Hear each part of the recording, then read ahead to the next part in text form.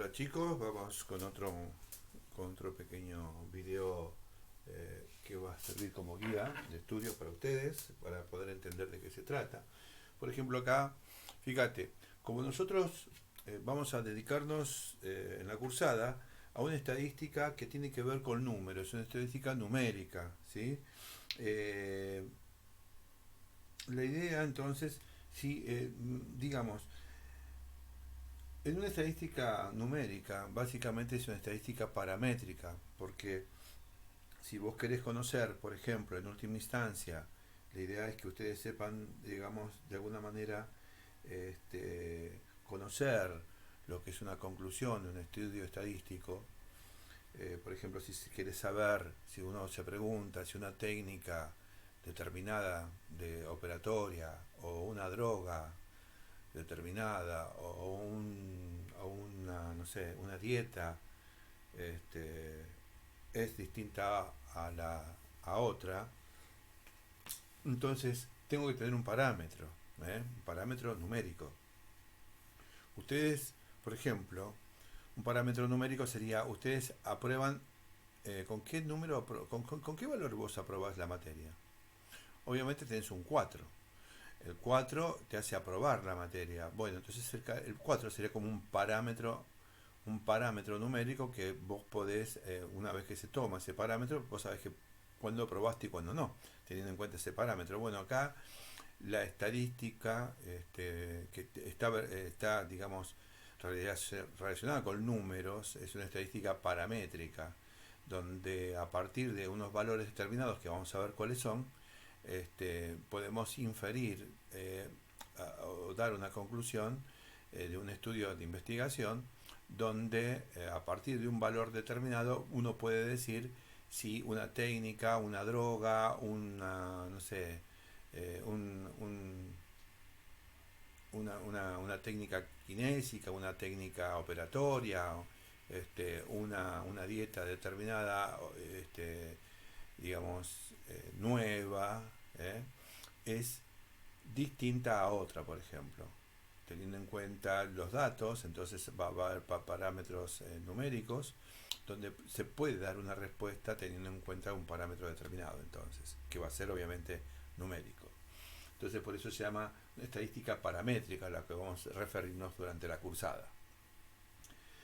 Básicamente la estadística lo que va a hacer son los 5 pasos que tienen ustedes allí, que están colocados acá. La estadística lo que va a hacer es recolectar datos, ordenarlos, tabularlos, análisis, llegar a una conclusión luego del análisis. O sea, primero que hago, a ver, ¿cuál es el peso promedio de los presentes? No tengo ni idea. Entonces es estudio estadístico. La estadística me da la respuesta a aquello que me pregunto. Entonces, y que no conozco. Entonces, bueno, muy bien. Se recolectan los datos. Esos datos que van a ser números. ¿Cuál es el peso promedio, por ejemplo?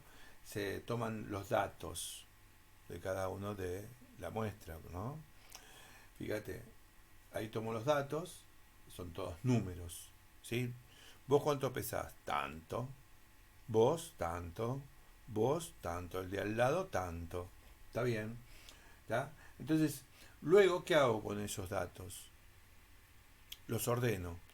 Y en general se ordenan de menor a mayor, ¿sí? De menor a mayor. Esos datos que yo he recolectado los voy ordenando, de menor a mayor. Luego los pongo en tablas, en tablitas, viste como el Excel que tiene cuadraditos allí en esa página de Excel, fíjate vos, allí podés colocar datos en unos cuadraditos, eso se llama tabular. Entonces lo podés tabular a los datos, aparece la tabulación. Y luego, a través de fórmulas, vos podés llegar a un análisis, analizás esos datos a través de fórmulas matemáticas, que está implícita la probabilidad allí, y después vamos a ver cómo es que se llega a ese análisis, ¿no es cierto? Con qué fórmulas se utilizan y cómo se analizan algunos de los test de investigación que vamos a ver durante estos videos. Fíjate, y una conclusión, luego de analizar estos datos, esto de preguntarme,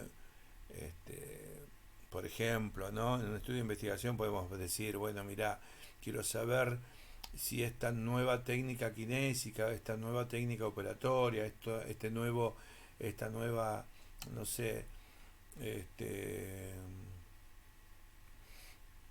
a ver, esta nueva dieta, ¿eh? Estos nuevos gases anestésicos son distintos a los que se utilizan. Por ejemplo, me hago una pregunta y bueno, tomo esos datos, los analizo a través de formulitas, los contrasto y a partir de un parámetro que me van a dar la estadística numérica, que es paramétrica, a partir de ahí, de esos parámetros, yo puedo llegar a una conclusión estadísticamente válida, ¿no? ¿Eh? Bueno, muy bien. ¿Se entendió, chicos? Esos son los pasos que va a hacer la estadística. Básicamente va a trabajar sobre esos pasos. Bien, seguimos. Fíjate, dijimos que vamos a recolectar datos y, por ejemplo, esos datos,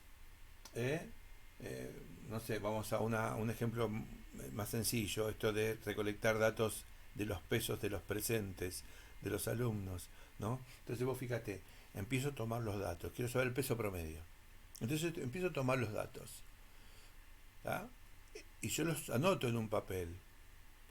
Fíjate, y voy anotando uno por vez. Entonces, esos datos que yo he anotado en un papel, un dato al lado del otro, vos cuánto, tanto, vos tanto, vos tanto, vos tanto, peso tanto, tanto, peso tanto. Bueno, esos datos de pesos lo he anotado uno al lado del otro. Eso se llama serie de datos no agrupados. Eso de tener un valor anotado al lado del otro se llama serie de datos no agrupados, que luego, ¿qué habrá que hacer? Ordenarlos, de menor a mayor. ¿Está bien? Cuando yo tengo muchos datos, muchos datos, me conviene agruparlos. Y acá aparecen, digamos, lo que serían los intervalos de clase, para poder agrupar, que eso después vamos a hacer. En el siguiente video nos vamos a ocupar de detallar básicamente qué es un intervalo de clase. Después, una vez que yo tengo, digamos, los datos, tanto agrupados o no agrupados, uno de los parámetros muy necesarios, los estadísticos empleados, los más empleados, serían los más representativos, por lo menos para la cursada, estas medidas de tendencia central. Aparecen parámetros estadísticos o estadísticos, que es, fíjate, este símbolo, esta X con la rayita arriba, es la media aritmética. Es una de las medidas de tendencia central o de posición central más utilizada. Otra forma es la mediana, que es una X con, si querés, un bigotito arriba, una especie de 2 acostado. Esa es la mediana. Y esta X con un triangulito arriba simboliza lo que es el modo o moda. Entonces, las medidas de tendencia central que vamos a utilizar en esta cursada va a ser media aritmética, mediana y modo. ¿Hay otras medidas de tendencia central? Sí, pero vamos a utilizar estas. ¿Está bien? Y hay otras medidas que ahora vamos a ver que en general estas medidas de tendencia central dentro de mi serie de datos van a estar, depende de la distribución que tenga, y esto lo vamos a hablar después, va a estar ocupando una posición al medio de mis datos, ¿sí? Por eso se llaman medidas de posición o tendencia central. Entonces, estos datos en general, depende de la distribución, que después vamos a explicar, estos en general se colocan al medio de mis datos que yo he recolectado. A veces depende de la distribución, a veces no es así, pero hay distintos tipos de distribuciones que después vamos a ver. Fíjate, y las medidas de distribución de dispersión, o sea, cuán alejados están de mis valores centrales, por ejemplo, hay otras medidas que se pueden utilizar y vamos a nombrar como lo que es la varianza, el desvío estándar, el error estándar, el rango, el coeficiente de variación, son medidas de dispersión que ya no ocupan un lugar central en mi distribución, sino que están alejados de él.